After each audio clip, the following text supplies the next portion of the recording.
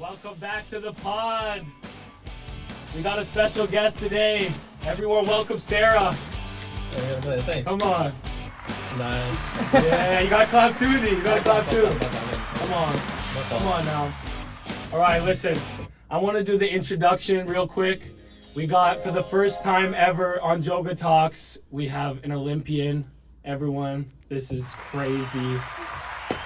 This is a really big deal for us, Sarah. I know we obviously knew you beforehand, so it was great to make this connection. Glad to have you on here. But for everyone else, this is so cool, I think, for people to hear your story and to hear a local Olympian, someone who made it to that stage and is at the top of their sport. And it's just excellence. That's all I'm going to say. We have some other athletes in the room. Obviously, Diego can relate to that as well to some extent, but not quite. I'm sorry, Diego. She's next I'm level. sorry.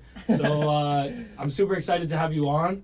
We're gonna get started with a few quick fire questions. Just answer them literally what first comes to mind, and don't put too much thought into them. These are just some warm up questions. Okay. Goodness. Are you ready? I don't know. She doesn't know. Okay. Diego's face over here is making me a little bit concerned. It's good. Yeah, actually, you're kind of you're telling everything. I'm not. Okay, I'll be It's fine. okay. Okay, question number 1, Sarah. So when you were out there cycling at Olympic speeds, how do you resist the urge to stop at a random cafe for a quick snack? Ooh, I'm kind of known for this to This is your thing. No.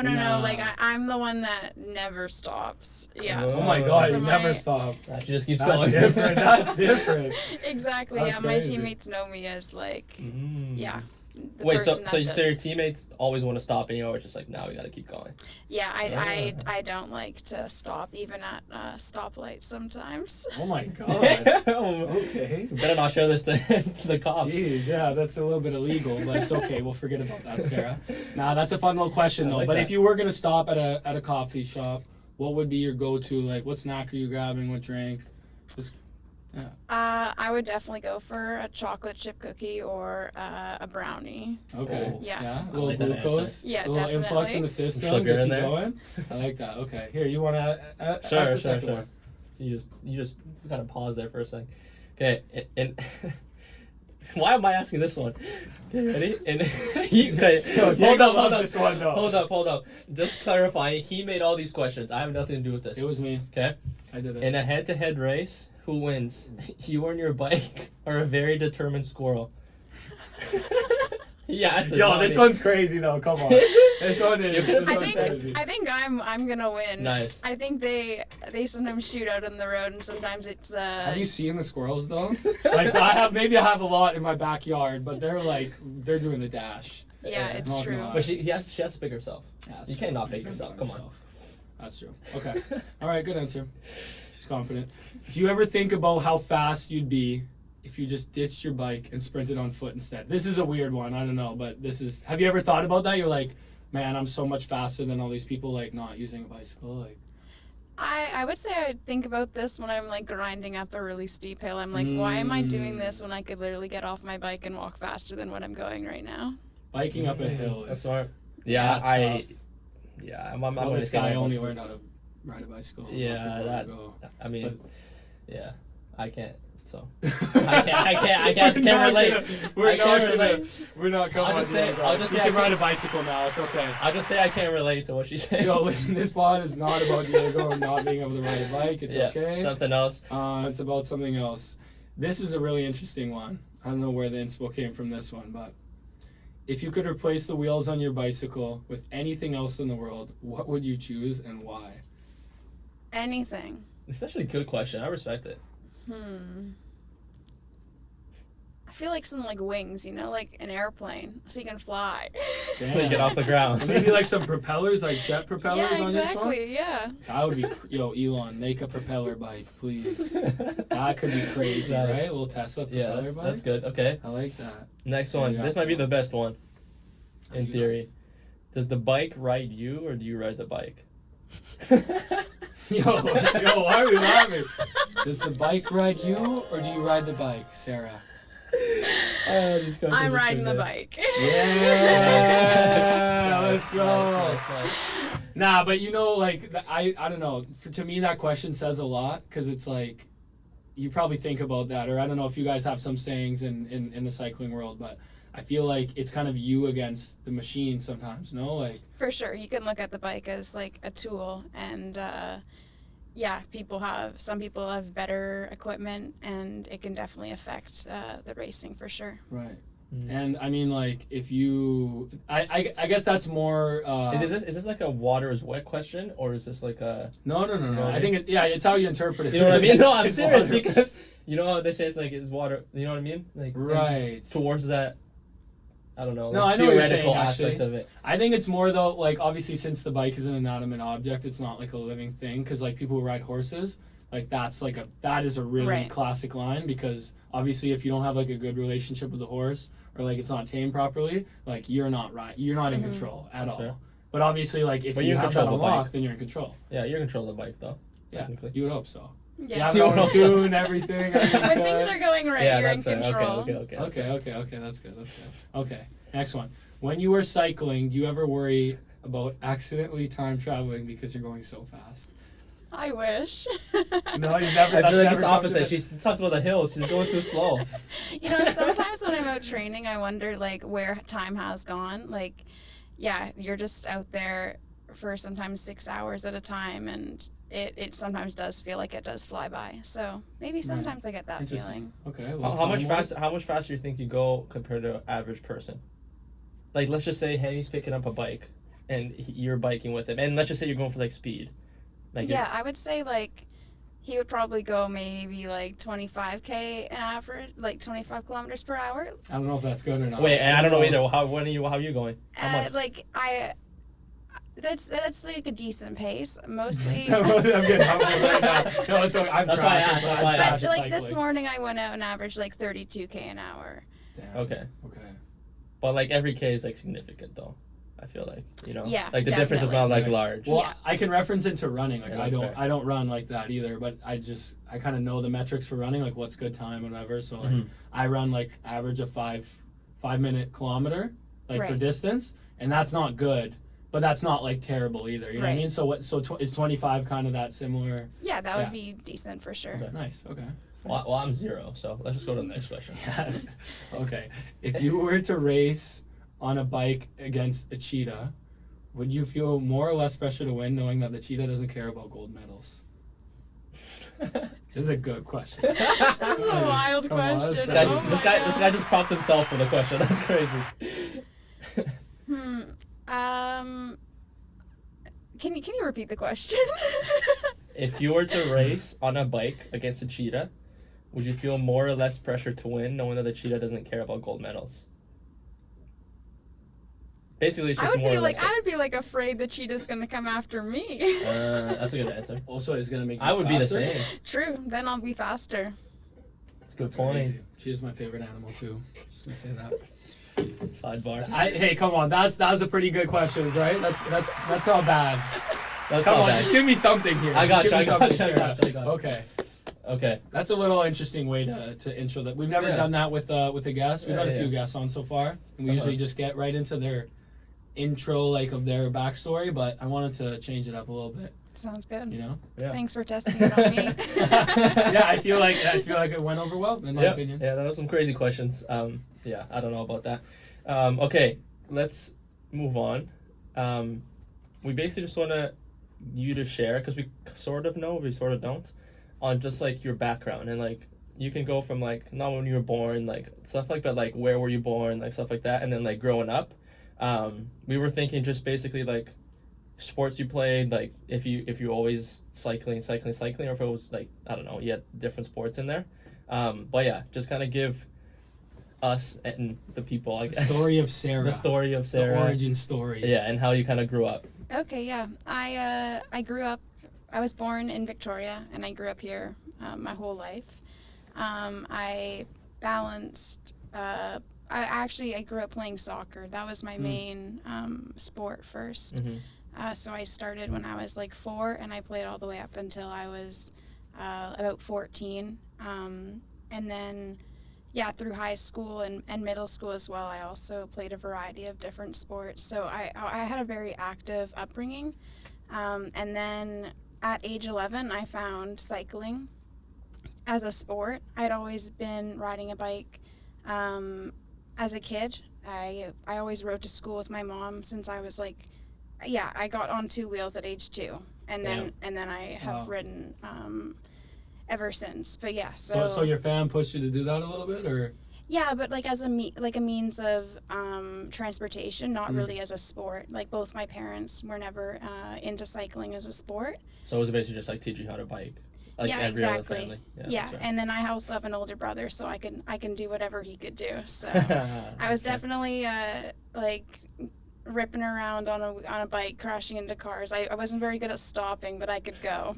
Well, that's basically what you said That's really earlier. funny, She's like, I never stop. I just want to go. Yeah, exactly. That makes sense. That's your motto. That's your, yeah, I'll blame my parents for that one. That's fair. That's fair. How's your relationship with your brother? Then now that you mentioned it.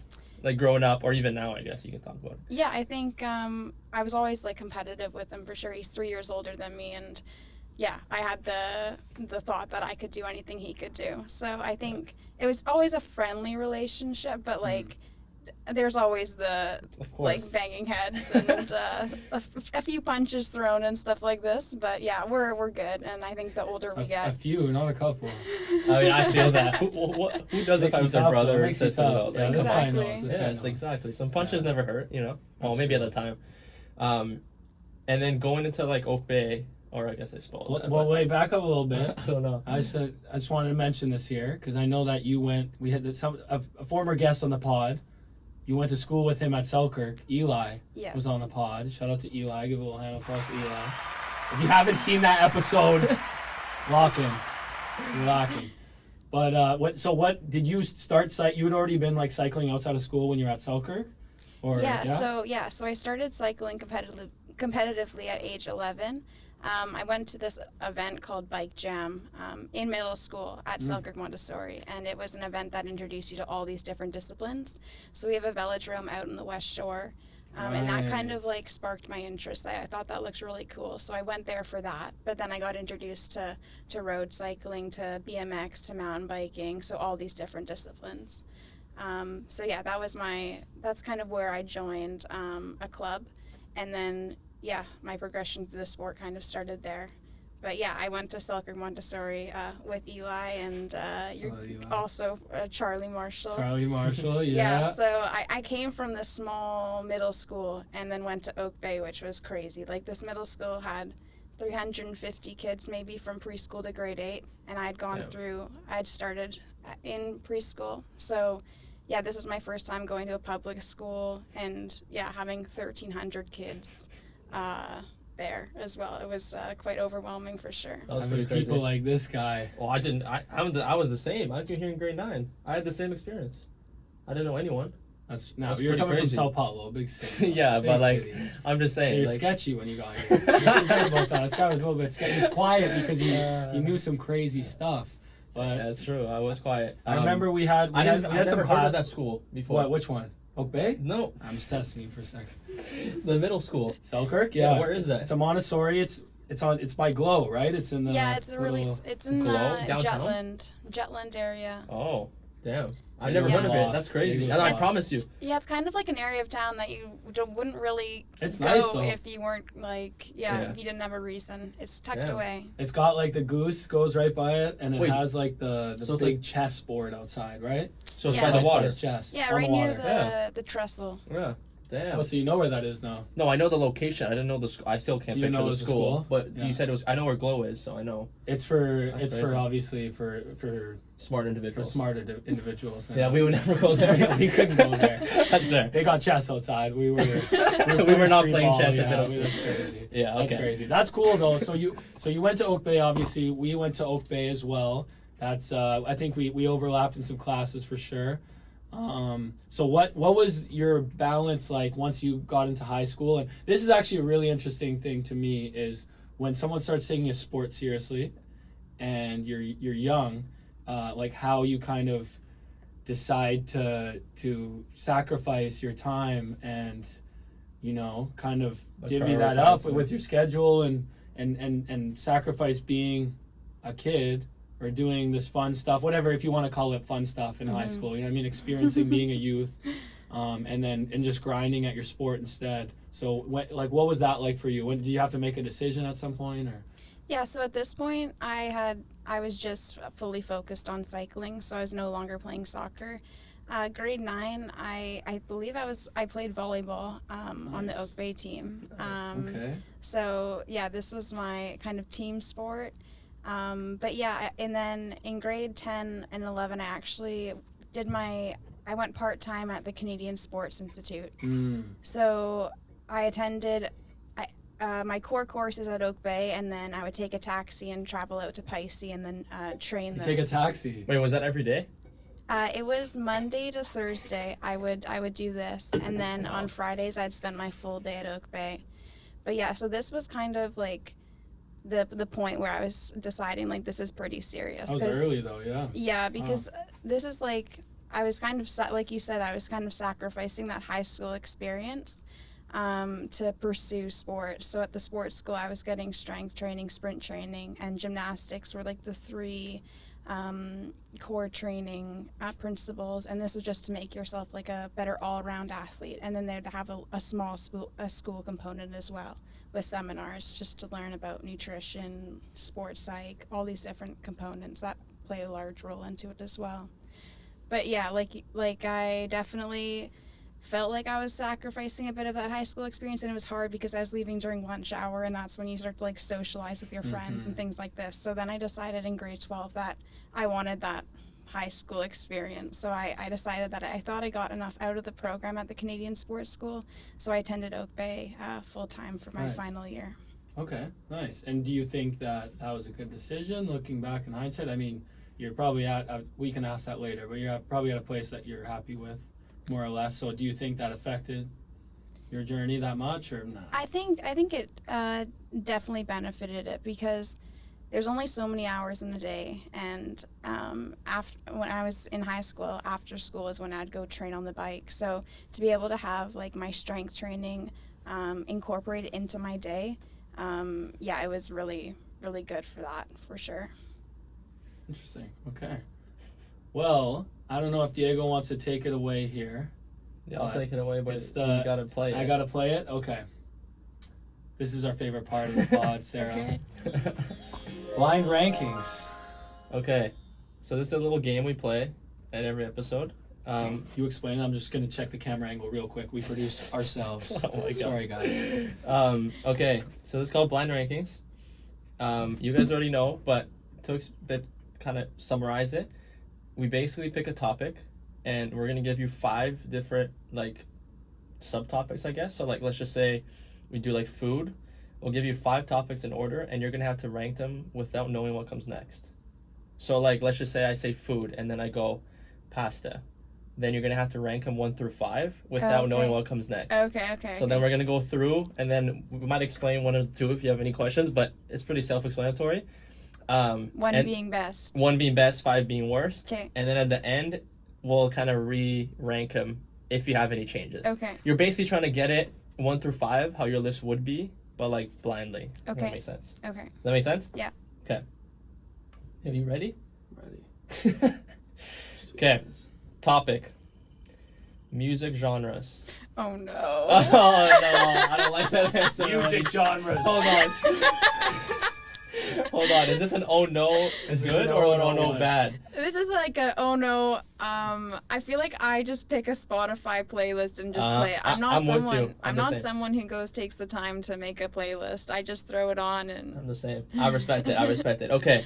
That oh no was so quick. I was worried. I was like, has she never heard a song before? Like, what's happening? Music. Okay, ready? First one, hip hop. 4.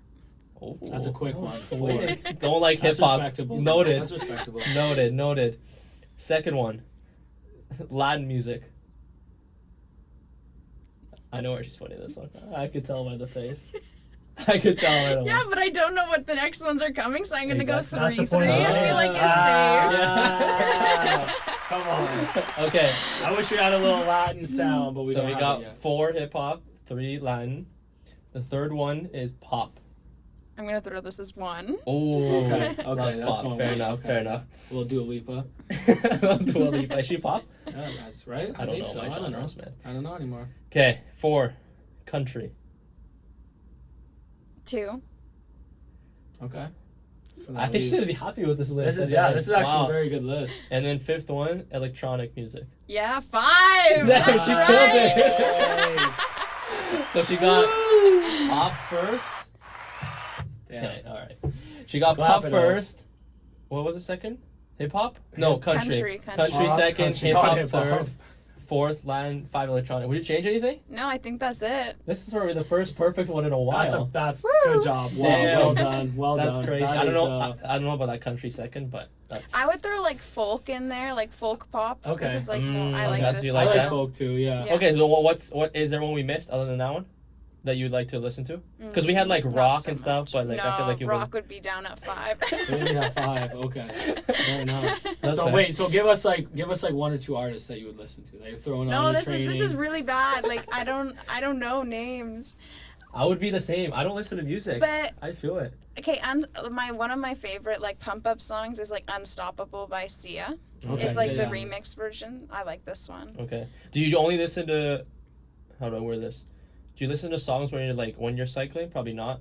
Or No, like when you're 100 training. Yeah, 100%, like all the time. But can you listen to it while you're like in competition? No. No, it's obviously. only during training. Yeah. But you so, do 100% when you're training. Yeah. Is it like always- you have to, or else you can't do it, or like it helps a lot? It helps like pass the time Okay. for sure. Okay. Like on a hard day with intervals, it would definitely be music, and then on like a more endurance ride, sometimes I go for a podcast. Okay. There you It's, like, go. You longer. heard it. Throw on some Joga talks during the training. We know it. Okay. Nice. Okay. That's nice. I like that. That's a good list. That's crazy. Perfect. First time doing That's this. a perfect list. yeah. I'm not gonna lie. That's pretty. That's nice. That's pretty good. All right. Well, what do you think of blind rankings? First off, I like it. you like this fun Yeah, game? it keeps it fun. It's a keeper. It's a keeper. You heard it here. It's Olympian approved. We're keeping it forever. Forever. So now what we want to do is, since we're so uninformed about cycling in general, and you're the GOAT, right now you're just you know everything and we know nothing. So this is what we have literally written down. I have This so was many my questions. idea. If you were gonna write a book, you know how they do like cooking for dummies, Spanish for dummies, whatever. If you're gonna do explaining cycling for dummies, like if you're gonna write the book, what would be the premise of it? Like kind of for someone who knows nothing. We're I just gonna think- pretend. Are we talking like track cycling, or are we gonna? Okay. go So less- more on what you specify she what does, you she do. does multiple, I think. Okay, so these past few years, I've balanced both track and road cycling. Okay. I went to the Olympics this past summer for track cycling. Come on, the Olympics. She knew that was coming though. She was good, good. though. She Did you was see my good. pause? She She waited. Honestly, she's on it. She's on it. She's been on a podcast before. She's on it. Okay, so you made She's it to the on it. Olympics, whatever. Yeah, continue. So Okay, well, yeah, now I- whatever. That's crazy. so track cycling maybe is a bit easier to explain because the road just happens So on the road. one's indoor, one's outdoor. Yeah. So so we have a Keep going. we have a velodrome here in Victoria. It's 333 meters and it's outdoor cement. And is that standard size? No, No, so okay. this was built for the Commonwealth Games ages ago. Just to go. But some people probably won't like that I said that. Fair enough. But now the regulation distance is 250 meters, and all of our competitions do take place indoors. Because if it's outdoors, then the weather plays a factor, and you can't ride the track when it's wet. So I race on a 250 meter wooden track Okay. with bankings. And I went to the Olympics for the team pursuit, which is a 4-kilometer event. I have 3 other teammates, and we take turns.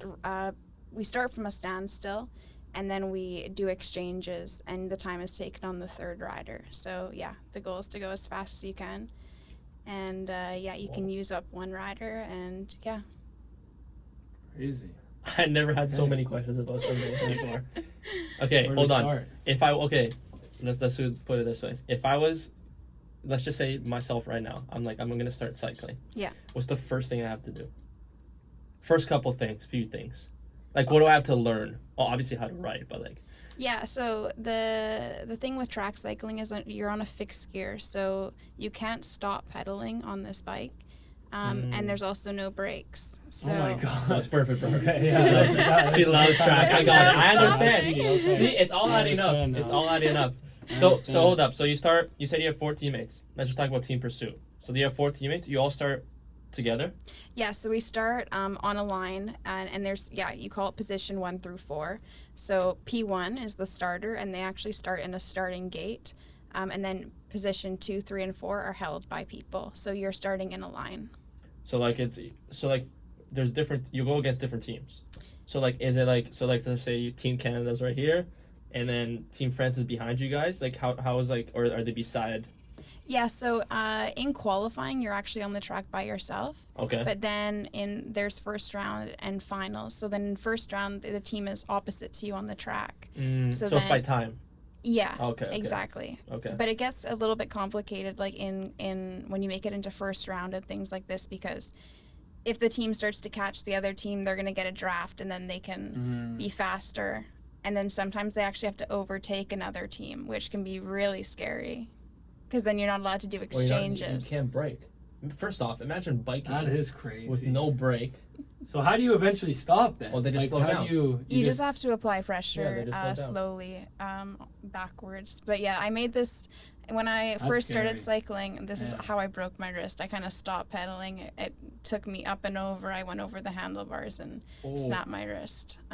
So yeah, I learned that lesson fast. So wait, sorry. When did you snap your wrist? When was this? This is when I was 11, when I was first getting into cycling. Fair enough. Now you would Lesson. never do that. Yeah, you got 'cause that lesson. Yeah, I Probably learned that one wouldn't early. That's an important one. Yeah, That's for good. sure. You gotta fail Interesting. first, right? Yeah. Okay. Okay, so how does this work as well in your sport for, qualifying? Like, kind of walk us through, like, where you started, like, on a regional level, and then as you go up the ranks. Yeah, so I started racing with the provincial team.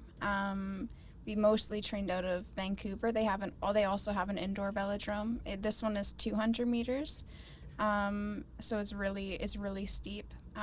But yeah, so I started training there, and then I went to nationals. This is probably around high school time, and from there, I won some national championships, and Wow. I got put on the next generation team, and I had the opportunity to go to Hong Kong as an upgraded rider with the older girls. And this is kind of what started my time on the senior national team. So from there, I started attending world championships and being on the national team. Damn. What do we say Um, to that? What do we say to that? It's Damn. crazy. I was gonna ask what not how do you get noticed, but like, you know how Team Canada for Rugby, for example, is based off here. Is there a spot where Team Canada for cycling is based off, or you have to be at, or is it more so that you watch and you send film, who explain to the people that don't know how you get noticed, or how you, I don't know, improve like you did? Yeah, so the National Training Center for Track Cycling is based in Milton, Ontario. Okay. So this is also where they hold most of the national championships, because of the facility is the best in Canada. But actually most of my training is individual training that I do here at home. So it doesn't really matter. But then prior to big competitions like World Championships, Nations Cups, Olympics, we have preparation camps, and we all have to go out to Milton to train together. And usually these camps run 2 to 3 weeks prior to the competition before we fly, and then we do our travel, which is usually over to Europe. That makes sense. So is the training, the individual training you said, is it prescribed by Team Canada, or is it just you just have to go out and bike? Yeah, no, that's a good question, Yeah. for sure. We all have individual coaches, which prescribe our day-to-day training. Okay. So that's mostly all on our own. But then when we go into camps, we're overseen by the national team coach. So he gives us our training then. So it's kind of this role where the national team coach always has access to our training. I mean, we have power, heart rate, cadence, files we upload onto a database so they can actually see what we're doing, because it's not like having a coach watch you. Like I'm on the road, I'm riding 150 kilometers. He doesn't know what I'm doing. But when I go upload my file, it's like he's seen everything I'm doing. So they have access to all this data. So when I'm at home, my national team coach is overseeing that, and then it's kind of a flip. Like when I'm at the national team camp, then my personal coach is overseeing what I'm doing there. That makes sense. Yeah, because I was gonna say, like, for us, it's like we upload it to like when we go to the weight room, it's like you upload all your. For us, it's like you go up in weight or whatever. I would assume it's the same thing, but like is there like a? Cause I know when you go up like levels or whatever, like when you reach, they have like advanced like technology nowadays and stuff to like track specific things. Like, what things do they track for you to like make sure you're getting better? Like, what are like concrete like data points where they're like, okay, like this is how you get faster. You know what I mean? Like, so how do they measure that? So all my training is based on power. This is the main marker for sure. And then they also view our heart rate to see what we're doing at certain power zones. So is power just like you're trying to go like as quick as possible in a short amount of time, or like, because you said endurance, and I know that's like a long period of time and you're testing that, but what is like power? Like, explain a little bit more, like what you're aiming for. So I mean, we do these like FTP tests. I'm not sure if you heard of this, functional threshold power, I think is what it stands for. And this is kind of one of the famous cycling tests. It's like you go, it's actually a 1 hour power, but people test it in 20 minutes because no one wants to suffer for that amount of time. Makes sense. Because it's pretty much you're going as a maximal effort for 20 minutes. And then based on this, you can kind of create zones for training. So there's like zone 1 through 4, and 1 is super easy, and 4, I think it goes up to zone 5. These are like your sprints and your super short efforts. So this is what all my training is based off. So my coach can go tell me to go do 5 times 10 minutes from this like a range, so maybe a 10-watt range. So I'm getting really specific in what power he wants me to hit. Yeah, that's what I would assume. Like, you get to that level, it gets very detailed. Yeah, that's crazy, because you really have to be in tune, like, to tap into what that zone looks like for you. You know, I think it would take someone a while just to figure that out. And we have to test this multiple times a year because our fitness is changing through the year as well. Damn. So you're basically going to your limit every time you train. Because like for me, like, just an example, like, because I like for basketball, like, you can just go in and like shoot around and like you're still getting better. But I wouldn't say I'm pushing myself to the absolute limit. You could. You could. You're not doing it. You could, exactly. But I wouldn't say to get better necessarily you need to put yourself to the absolute limit. Is it the same for cycling? Because I know, like, I've seen like pictures, and I've seen like you posting stuff like on Instagram videos and stuff, and you're like, it literally looks like you're dying every time. And I'm like, okay, this looks horrible. I don't know how she's going through this. So is it like the same? Like, do you have to put yourself to the limit to then get better, or can you just like let's just say you go for an endurance ride, like, are you improving, or is it just because you like cycling? I don't know. Yeah, so there's definitely a time and place to go max. Okay. I'm someone who likes to train really hard, so sometimes maybe I train a bit too hard. That's right. But there is, like, not every training I'm gonna go max. So there are the endurance days, like usually my 4 to 5 hour days. This is more at a reasonable pace. I go out with friends. Sometimes I'm just told, go ride for time. So I just need to get time on my bike. Nice. But yeah, I'm doing intervals about 3 to 4 times a week, and sometimes they're not always max, but I'm pretty cooked by the end of them for sure. Yeah, that's fair. I was gonna say Diego knows all about being cooked. I was gonna say, for a normal person, she just said, I think we just skipped this part. She was just like, I just train for 4 or 5 hours. I don't think that's not normal. We talk about that? So like, I just have to touch on that quick, because people are gonna be like, what do you mean to train for 4 or 5 hours? Like, what do you do for the 4 or 5 hours? Like, explain that a little bit more. Like, you're just cycling, I know. Breakdown, Yeah, so I mean, for a big picture, on the bike I do about 20 to 25 hours a week, and then I have like 2 to 3 gym sessions a week as well. So my days are consumed with training for sure, and sometimes it's two sessions a day.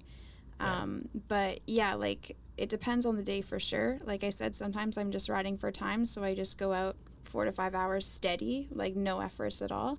And then when I have intervals, there's usually like a 30 to 45 minute warm up. Then I'll get into my intervals, and then I usually do 30 to 45 minute cool down as well at the end of the ride. Damn. So if you want to make the Olympics, she just prescribed 5 it. hours a day. 5 hours a Simple. day max. You have to have this kind of mindset like Sarah. You don't want to stop training. You don't want to stop riding. And you just keep going. That really stuck with me, what you said before, that you said that you train too hard, because I think for a lot of people, I mean, I can attest to that. There's been moments like that too for me, but where, you're going through the motions, but then maybe there's a session where, you have to go to your max and like you dread it. But the thing is if you live in uncomfortability, like you're saying, like if every time you train, you end up at that point, I mean, no one likes going through pain, but I feel like some people are more comfortable in it, and that just speaks to greatness. For clearly. sure. And I think what I'm learning too is like when I take my easy days easier, then I can go harder on those days that really count. So yeah, I'm wrapping my head around this idea. Yeah. So there is a balance. Yeah, you don't want to be too overboard. Yeah, that's what I learned too. Like when I went to summer, they were like high days are high, low days are low. Like you really have to and like the low days are very low, because then you have to go high on like those days you're competing, right? Like there's sense. key sessions for sure. And I feel really lazy on my rest days sometimes. I'm literally just like lying on the couch doing nothing. I was about to ask, so what does your low day look like? Like what's like a recovery day? Because I know for a fact you're not just laying down and you're probably doing something. Like you're probably like stretching or something, like doing something else. Yeah, I'd say so. I often have one easy day a week. Sometimes this is fully off the bike. Sometimes this is like a 60 to 90 minute ride where I'm just supposed to really noodle, and I'm trying to really noodle. 60 to 90 minutes rest is crazy. But yeah, like on my full rest days, I'm really, I say I'm measuring the couch, so I'm doing something. But yeah. What's your favorite series to watch? If you're gonna on an off day, That's a good question. what are you throwing on the TV? Recently, I really like, I like Grey's Anatomy for sure. Okay. Yeah, they're still making episodes. I know, eh? they're making That's a crazy. lot of This is seasons. all time too? This is your favorite series of all time, or just recently? No, I'd say this one is going, like it's been for a while. Yeah. Interesting. Have you ever watched Game of Thrones? No. You gotta add that to the list. To me, that's my favorite. I watched it probably. I've never watched it either. I watched it all in a month. Damn. It's a binge worthy show. I just finished Lost. You ever watched Lost? Lost is incredible. I didn't even know that this guy. Incredible. We had it on DVD. There's like We watched 7, that. Oh 8 my seasons, and I watched it in like probably 2 weeks. It's so good. That is criminal. I'll That's add to my different. list. like 15 to 18 Lost episodes. and Game of Thrones. Okay. It gets kind of weird at the end, but It does get weird. that's Hence the sidetrack. name. It does. But yeah, sidetrack a little bit. one more question before we move on. One more question, because you mentioned like you went to Hong Kong and stuff. Mm-hmm. What's the coolest place you've been? Like, but it has to be for cycling. It doesn't count if you're just traveling. Right. I think Hong Kong is probably up there for sure. I travel to Paris a lot. Belgium, France, Belgium, Spain. These are my like common places I go. I would also say Australia was a really cool place to travel as well. Interesting. What did you like most about Australia? The beaches? Like, what was the draw for you? Yeah, I would say the beaches for sure, and just like the wildlife was really cool to see too. I mean, I don't love danger. You see a kangaroo, or you see? Yeah, I saw kangaroo. Okay, I don't. They're dangerous too. I know. It's funny. I'd love to visit New Zealand because New Zealand has no dangerous animals, whereas Right. Australia, Yeah, they don't have the spiders and the venomous snakes. it feels like right? everything's out there to kill you. It is. It's sketchy. Not gonna lie. That's I really fair. want to go there too. But I've heard about what's that. like the is there a place that like not for cycling that you've been that is also like cool, or is it mostly you just travel based on your sport? I mostly travel just for sport. A couple of years back, I went to Costa Rica over Christmas, and this was really nice as well. There you go, a little Latin culture. Is that the first? Is that the first Latin country you'd been to, or no? You'd been to a few. Before? No, I'd been to a few. Yeah. Okay, and for cycling or? No, just vacation. Sweet. Okay. I don't know what's going on there. This guy's getting codes and stuff. I don't know what's going on. He's either. trying to, man, maybe he's No, we're texting making the it cycling work. committee We're right making now. it work. Getting some info, getting some inside info. So we want to ask you to kind of sum up your journey to get to the Olympics. But not the Olympics yet. Okay. It could not the Olympics yet, because that's gonna be a separate question. Uh-huh. But obviously it could be a super long explanation. It doesn't need to be that, but kind of, yeah, just sum up like the key moments for you, and like how about when you realized it was a reality, and yeah, like some of the key competitions leading up to it as well. Yeah, so the qualification period for the Olympics starts 2 years out. Okay. So with the 2020 Olympics being postponed, we actually only had it was a 3-year cycle rather than it being the typical 4 years. Mm-hmm. So we had like 1 year pretty chill, and then we were into the qualification period. And with track cycling, there's 3 competitions, 3 Nations Cups a year, plus World Championships. So there's not that many competitions to earn points at. Wow. So that's another thing is like you have to qualify for the Olympics, which I don't think a lot of people realize. You don't just get like a nation doesn't get a spot. Like you actually have to earn that spot. So just qualifying for the Olympics is a good accomplishment for sure. Yeah, it's a big deal. But yeah, so 2 years out, I mean, our path to the Olympics definitely wasn't a straightforward one. We had a lot of coaches changing and, teammates coming in and out of the program as well, and quite a few injuries that the athletes were dealing with. Like this year, our final qualification race was in Australia, so we traveled there in February, and 2 days before competition we were on the track getting used to it because every track rides slightly different. Okay. And we were coming off the track, and one of my teammates was taken out by a sprinter from behind. Whoa. So she got hit at 70 kilometers an hour, which this guy was going, and she broke her collarbone. And this is just 2 days out before we're supposed to race.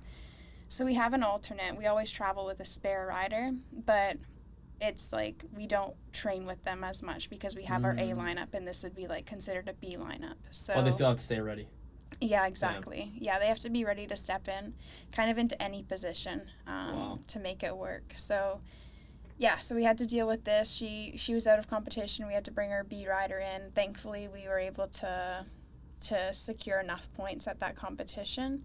But yeah, this is just like one example of the things we were going through. It kind of felt like we were going through this constantly. But yeah, we made it to the Olympics, and yeah. Crazy. So when was the moment that you kind of, I guess once you guys obviously had enough points, you qualified, but like for yourself, when did you really like realize, how big of a deal it was for you, or kind of what was happening?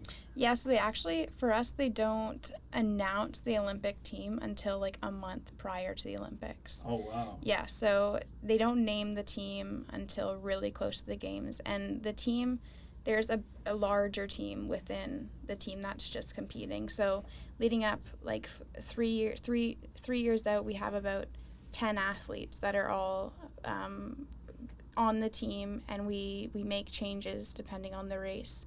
So yeah, it's not like we have just this core 4 all the way up. We're constantly changing the lineup until close up to see what the best lineup will be and who's in the best shape.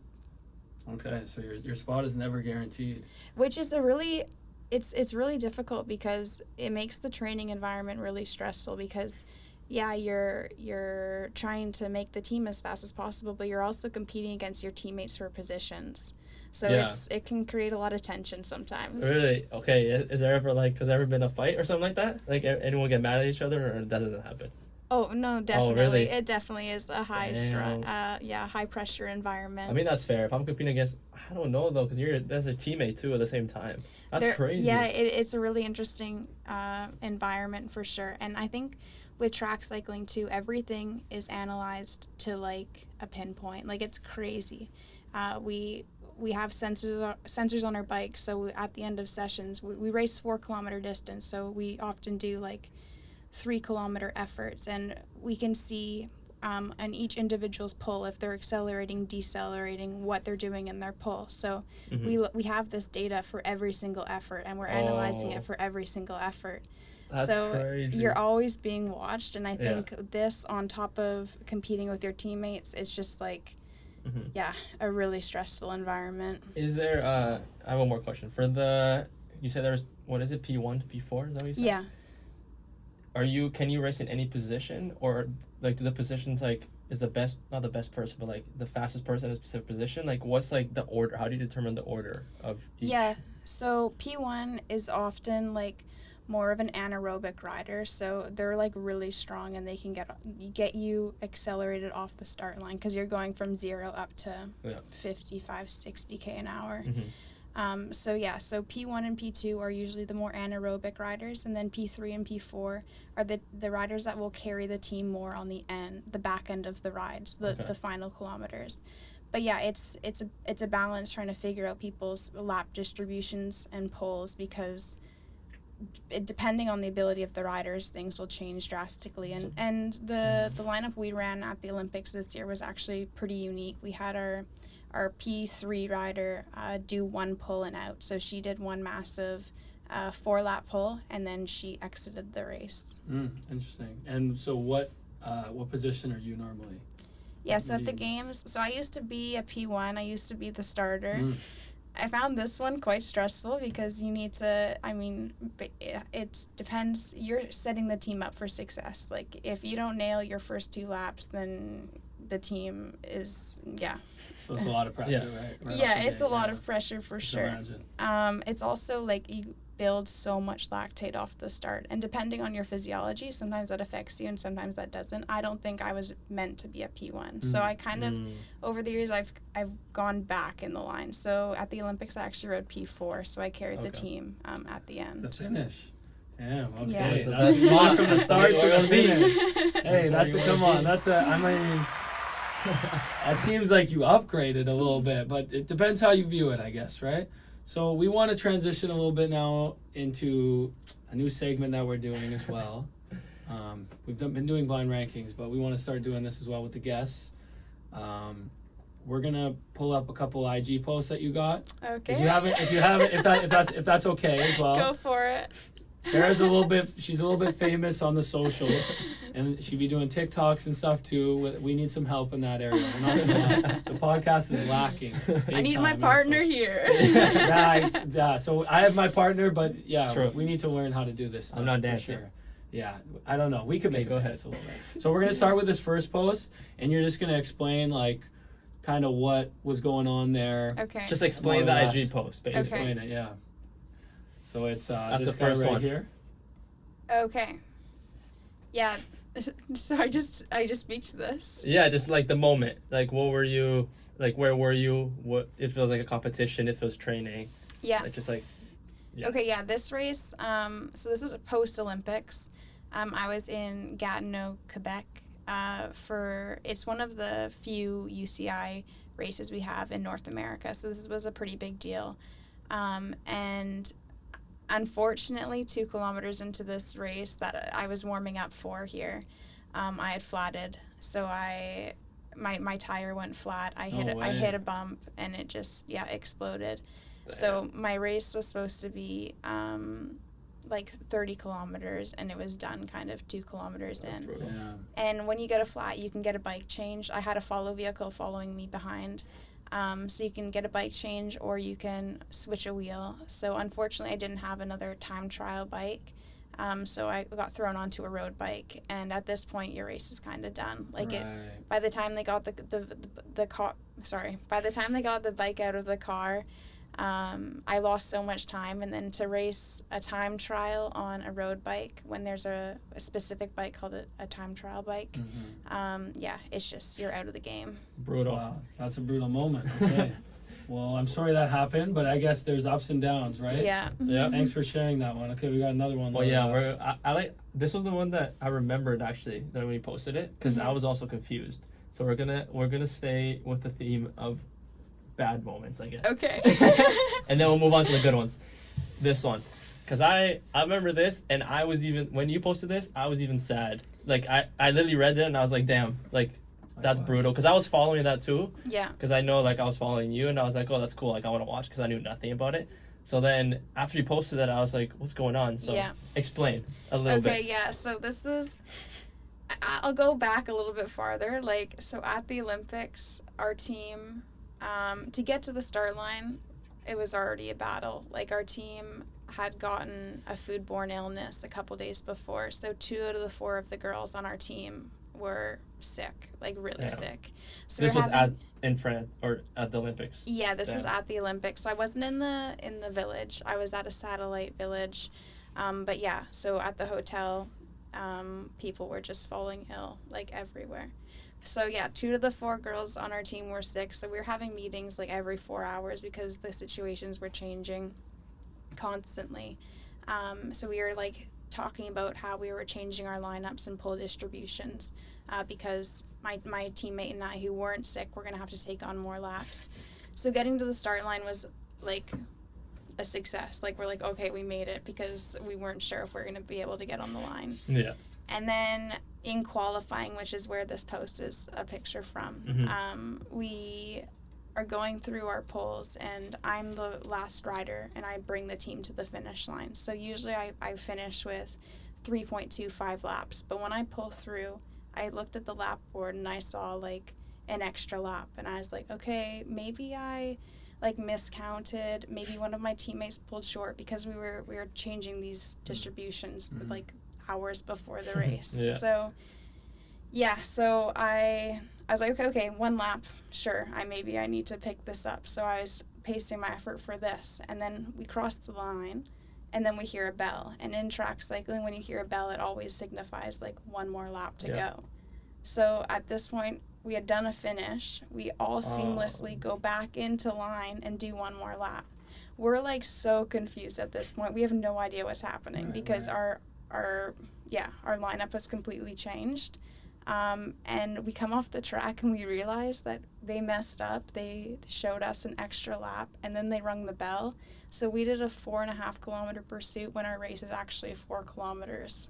Oh, damn. At the Olympic Games.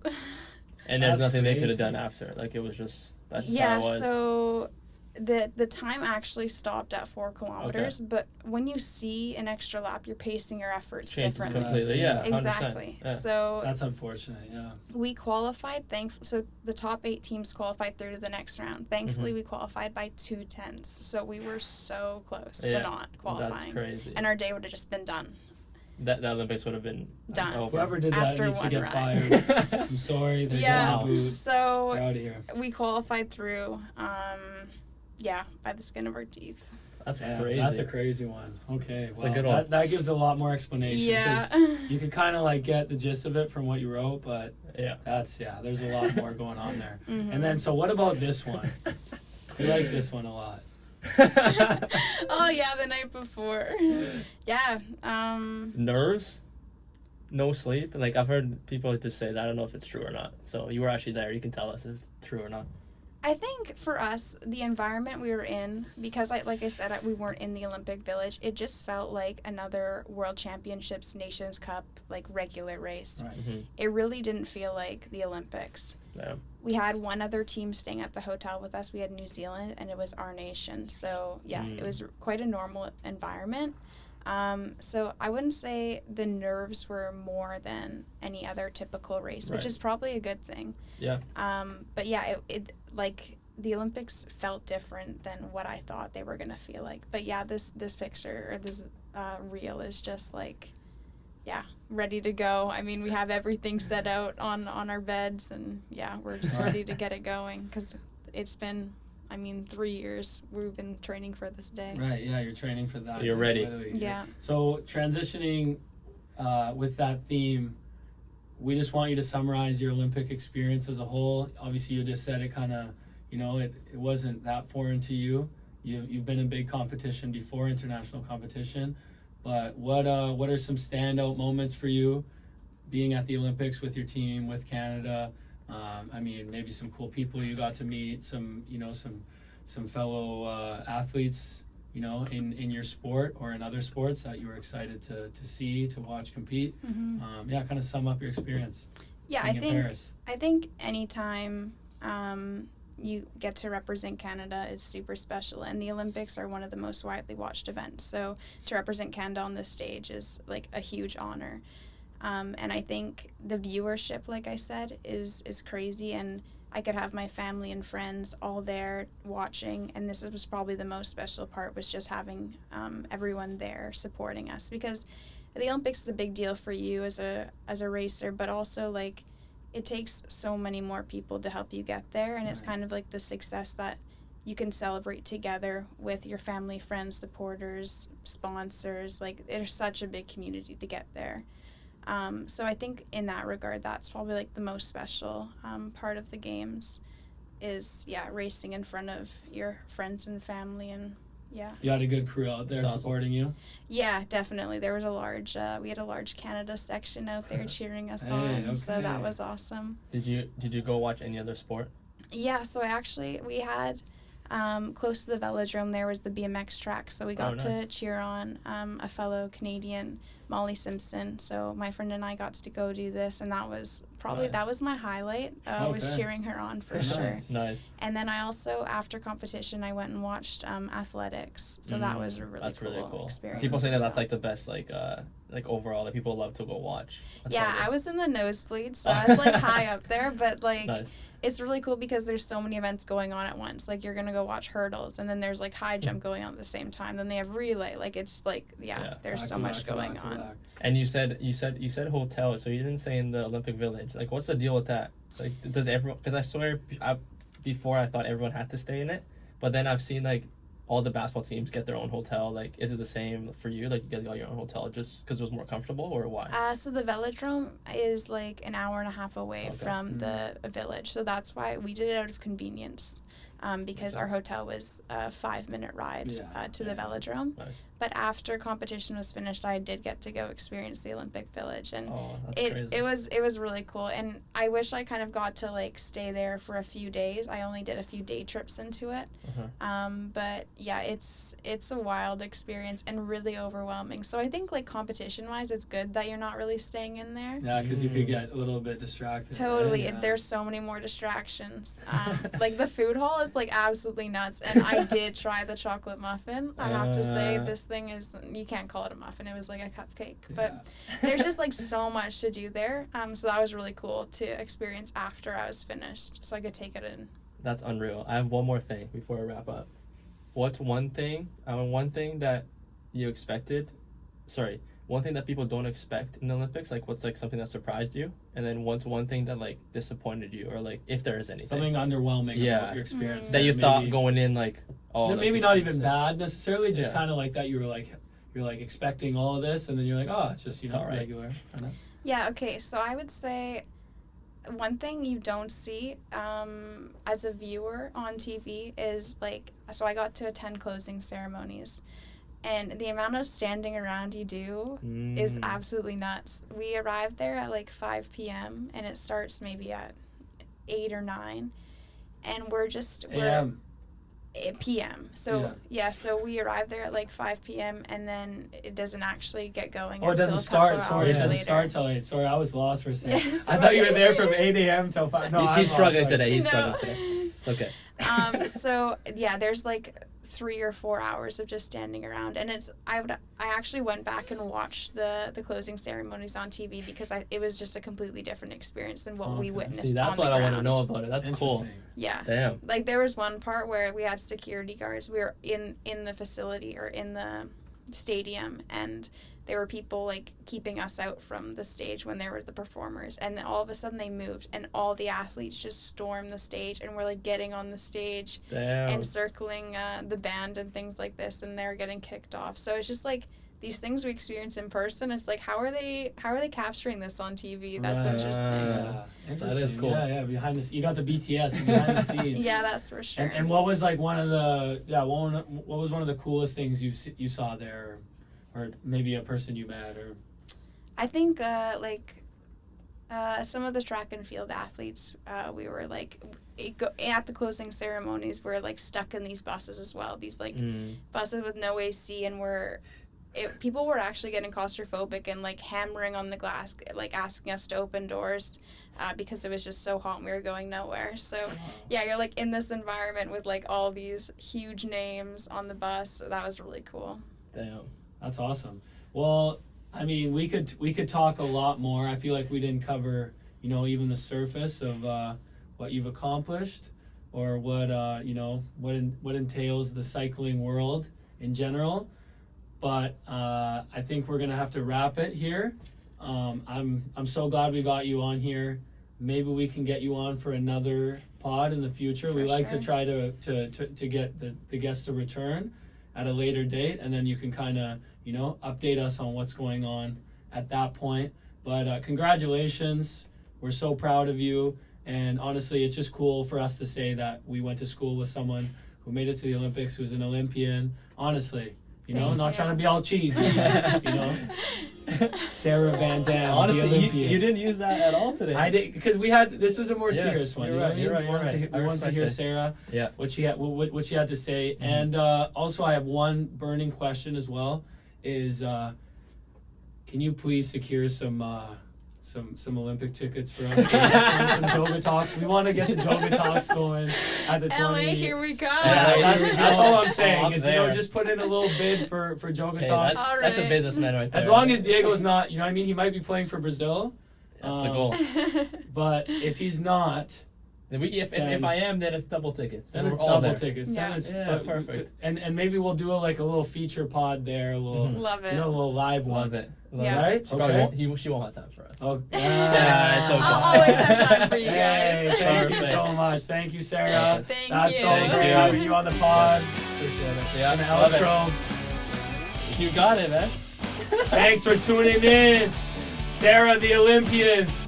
Go and watch all the other episodes. You know you can find this one on YouTube, Spotify, Apple Music. Should be up and running by this point.